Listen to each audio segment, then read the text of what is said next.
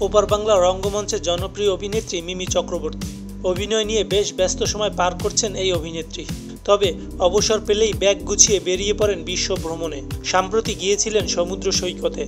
সেখানকার বেশ কিছু ছবিও ভাইরাল হয়েছে সোশ্যাল মিডিয়ায়। এবার ছুটে গেলেন পাহাড়ে। সেখানে গিয়ে জোকের কবলে পড়লেন এই অভিনেত্রী।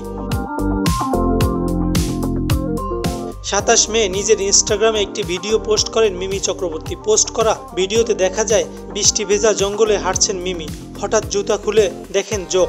এ পরিস্থিতিতে অনেকে ঘাবড়ে গেলেও মিমির ক্ষেত্রে তেমনটা ঘটেনি, বরং জোক হাতে তুলে নিয়ে রীতিমতো খেলতে থাকেন তিনি। মিমির এই ভয় ডরহীন কর্মকাণ্ড দেখে বিস্ময় প্রকাশ করেছেন নেট নাগরিকরা।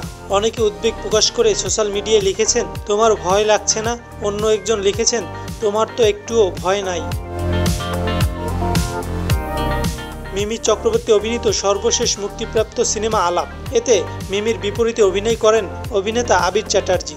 মিমি পরবর্তী সিনেমা তুফান, এতে তার বিপরীতে অভিনয় করেছেন ঢাকাই সিনেমার সুপারস্টার সাকিব খান। রায়হান রাফি পরিচালিত এই সিনেমাটি আসন্ন কোরবানির ঈদে বাংলাদেশ সহ বিশ্বের বিভিন্ন দেশে মুক্তি পাওয়ার সম্ভাবনা রয়েছে।